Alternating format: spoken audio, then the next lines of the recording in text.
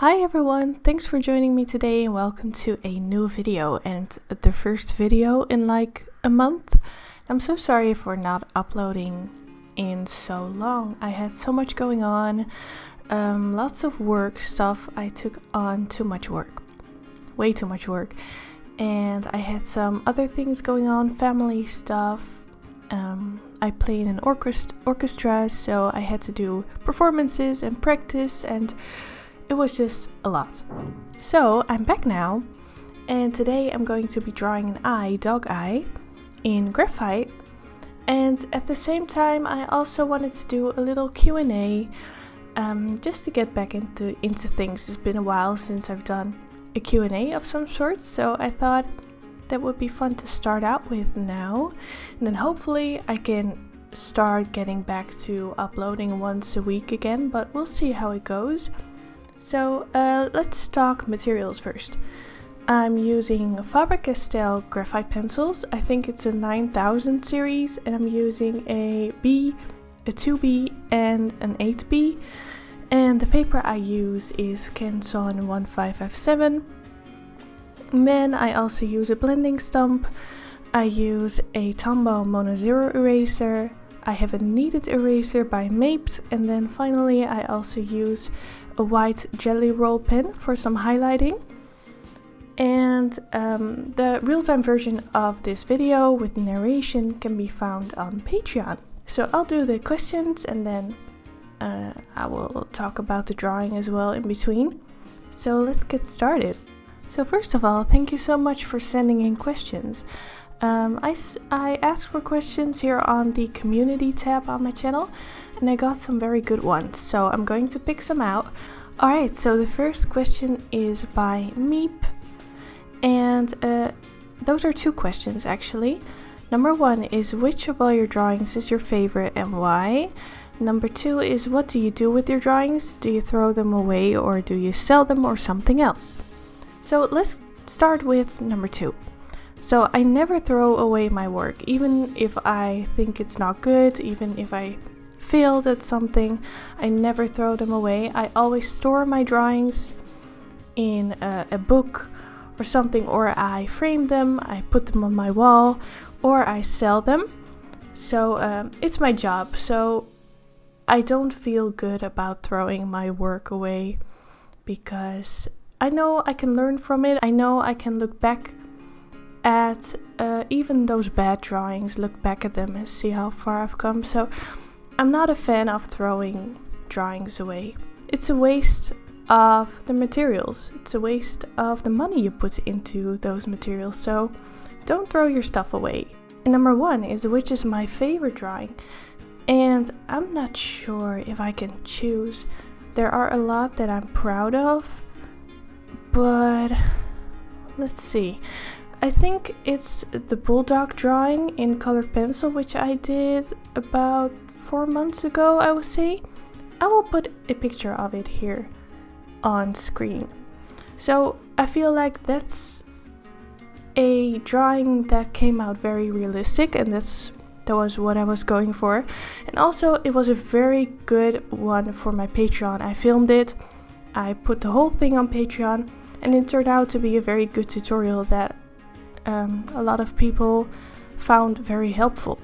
So that's one I'm very proud about, because it was such a long video to film. It was about 14 hours and I put so much time into it, and I'm happy with how it turned out. So yeah, probably the bulldog puppy. Now to talk a little bit about the drawing that I'm doing here. You can see that I'm building up the layers from light to dark very carefully. So I start out with a very light sketch, then I fill in the values, but very lightly, fill in all the shapes that I see, and then slowly I start building up the layers and making them darker, where it's supposed to be darker. And I'm very slowly building up the textures that way in the eye. And then finally I'm doing the fur around the eye. Alright, so question number two is from Caramel Sea Salt. I really like that name. Very fun username. I've never drawn anything in my life, but I'd like to be able to make realistic art. Do you have any tips on how to start? Well, if you've never drawn in your life, I feel like it's very important to start very easy and to not set the bar too high right away. So I would start with practicing freehand sketching. So find a subject that you like. I'm not sure what you like, but if it's animals, pick an animal. Doesn't really matter what one, and just start looking at the structures you see, the shapes, and start freehand sketching. So you can do that from live, you can do that from photos or from video, and it takes a while to master that, but I feel being able to freehand sketch accurate proportions is the very most important part of realistic drawing. And learning to see contrast, learning to see shapes, and you'll learn all of that by freehanding.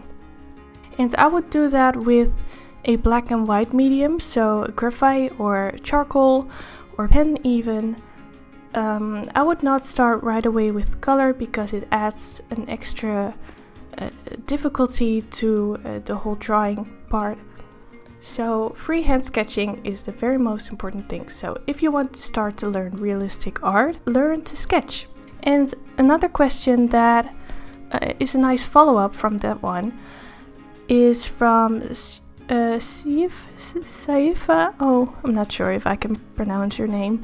Saifa Alicia, do you have any tips on improving realistic art skill as a beginner? Do you think my skill would improve if I only practice with freehand technique, or should I use gridding technique or other techniques too? So that's a really good one. Yes, I would say freehanding is definitely a good thing to keep practicing right from the start, but gridding, it's a very good way to set up your outlines more easily, or even tracing. I don't have anything against that, I do it myself as well.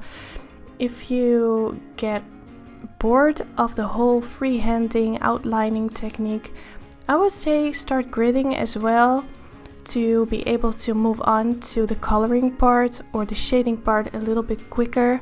Otherwise you might lose your interest in drawing, or you might lose your patience. Although I feel like being able to freehand accurate proportions will make the shading, or will make learning to shade or to color a lot easier as well, because if you know how to draw accurate proportions, you will also learn more easily how to see contrast and textures. So I would say try it all and find out what you like the best, but definitely keep practicing freehanding as well. And another really fun question is from Melissa, and she asks, what does a normal workday of yours look like? Do you draw a certain time a day from like 8 to 5, or do you just work when you feel like it and sort of let the day happen? Very curious about that. Well, it's a fun question. It's basically both of that. I don't work like standard work days from 8 to 5 because actually I really hate getting up early. So I try to not get up as early as I would have if I had like a normal day job. I usually do start at around 9 or 10, and then I work basically until I feel like I have everything done that I was supposed to do for the day. And I do have a lot of work because as a freelancer you just have to do so much to be able to keep your business going. It's way more than just drawing. Also the business part, marketing, the communication part, the social media part, video editing, it all takes up so much time. So sometimes I work to 2 p.m. if it's a little less busy, and if I'm busy I work until midnight. So it really depends. So I'm not a big planner. I don't really like planning, but I do know how much I should work to stay on track. So I do kind of let the day happen, but I am very disciplined and I can work 12 hours in a row and I enjoy it as well. So not standard work days, but definitely a lot more than someone with a normal day job would half. And back to the drawing for a second. So when building up the fur, I start out very lightly too, so I put down a base layer, and I always draw in the direction of the fur growth. So I put down a light base layer in the direction of the fur, and then I blend it a little bit with the blending stump, and then I start building up the textures and the contrast within the fur. So I start adding the shadows in between the hairs. This is a very close-up picture, as you can see, so you can see the texture of the hair very well. So I keep building that up very slowly. Start out with the B, and then the 2B, and then the 8B, which is the darkest pencil. And it's also very important to not saturate the paper too quickly. So this paper has a little bit of tooth, so I have to keep my pressure pretty light throughout the process to be able to add as many layers as I want to. So I just take it very slowly and add the shadows where I see them. And that's what I explained on Patreon too. So in this tutorial you can hear exactly what I'm doing and why I'm doing it. So if you're interested in joining me on Patreon, this tutorial is available for the $4 tier. I think I'll do 2 more questions. Let's see. Let's do a short one. How long do you spend on an average 9 by 12 inch animal portrait in colored pencil? Any resources for learning pen pastels? Resources for learning pen pastels. I'm not sure. I'm not really into pen pastels, so I haven't researched any real pen pastel artists. I know Jason Morgan does a lot of pen pastel. You can look his channel up. He has a channel as well and a Patreon, so you can look up Jason Morgan. Not sure, maybe Unmask Art does pen pastels too, but I'm not sure. Haven't really looked into it. I do think Animal Art by Law, Lisa Ann Watkins, does pen pastels too, but I'm not sure. I would say Jason Morgan to start with. He does very good wildlife work. And how long do you spend on an average 9 by 12 inch in colored pencil? And that really depends, but usually around 15 hours. 10 to 15 hours, I would say. Sometimes a little bit longer. Monica Taylor asks, I was wondering what a good set of pen pastels would be for a beginner in the medium. Also, do you have any pets? Right now I live in my apartment with my boyfriend. We don't have any pets yet. I do want to, but I just don't know if I'm up for the responsibility yet. So now I'm kind of looking into getting fish, like an aquarium, a tropical aquarium. I really like fish, so maybe I'll do that. But we also want to get a cat, so maybe both. Maybe we'll eventually only get a cat in like several months. I really want pets, but not sure if I'm ready for it. And a good set of pen pastels. To start with, pen pastels are very expensive, like really expensive. And I only have a basic set, like the real basic colors: white, black, red, blue, green, yellow.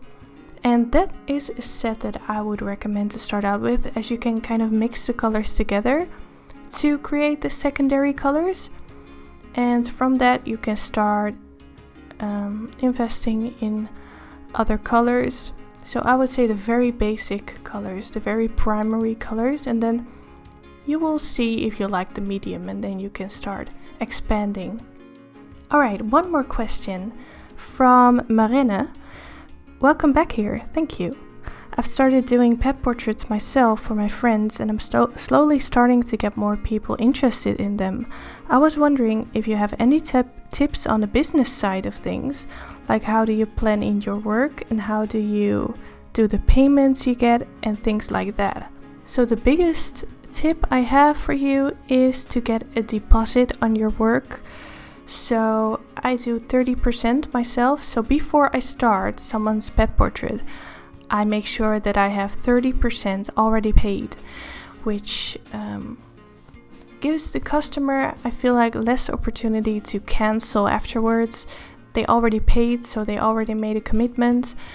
which makes it more comfortable for me, or guarantees that I can finish the work and have the rest paid as well, and at least have the material costs if the customer decides to not pay afterwards.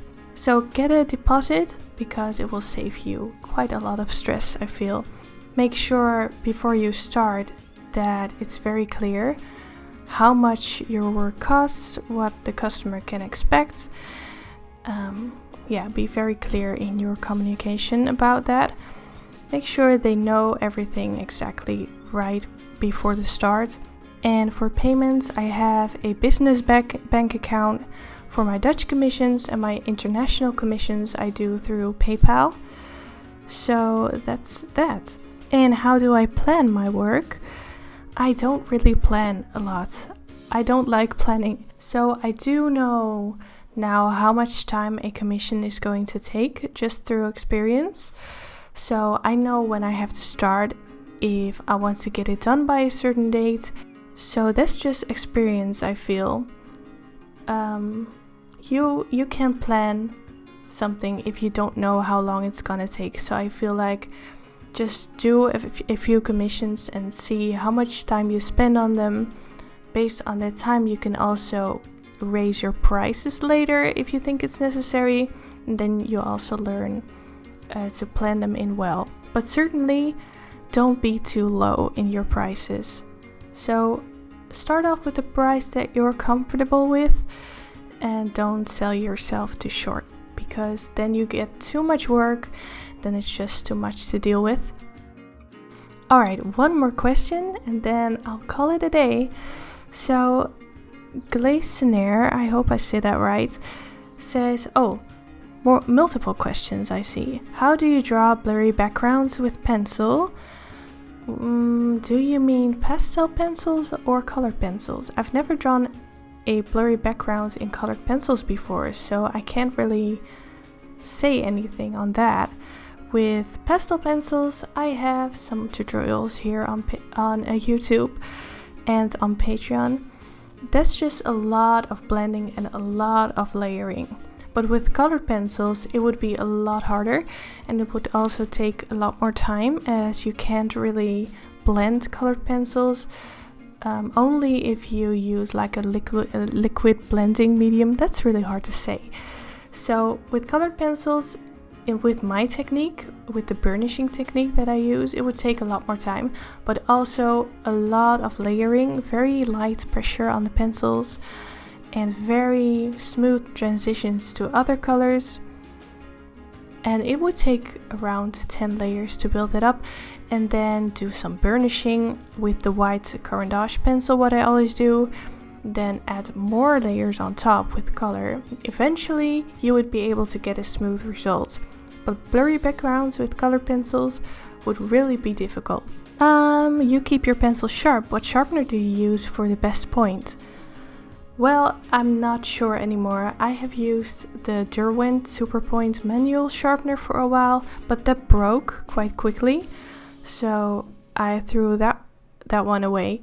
And now I just use very simple $1 or $2 sharpeners, and I'm trying a lot of different brands and types to see what works best. I feel like the Faber-Castell sharpeners are very good, like just the simple hand sharpeners, but I haven't tried any electric sharpeners or more advanced expensive sharpeners. So for now I just stay with the very simple $1 or $2 sharpeners. Alright, another question. What do you like better for realistic drawing and why? Pencils or pastels? I'm trying to figure out if it's worth getting pastels. I didn't like the first feeling I got in the shop. Very rough feel compared to polychromos and luminance. Yes, so I didn't really like pastels at first when I started out with them in 2015 or 16. The paper is very important, so if you want to get started with pastels, definitely get started with pastel matte right from the start, because that will really save you a lot of frustration. I had very bad experiences with other papers, so get started with pastel matte if you decide to get pastels, and they do feel very rough. So it is definitely a feeling that you have to get used to, I would say. Colored pencils definitely feel smoother, but it also depends on the paper you use. Which one is better for realistic drawing? That is very personal. With either one of them you can get very realistic results. I do feel colored pencils are a little bit easier for very small details, and for pastels, I feel pastels are very suitable for more painterly effects and very vibrant, blurry backgrounds. So that's really personal. I would just try both and see what you like best. And lastly, where in the Netherlands do you buy your luminance? I struggle to find shops with a reasonable price, online and in real life. So online I buy them at gerstaker.nl, very good site, and dekwast.nl.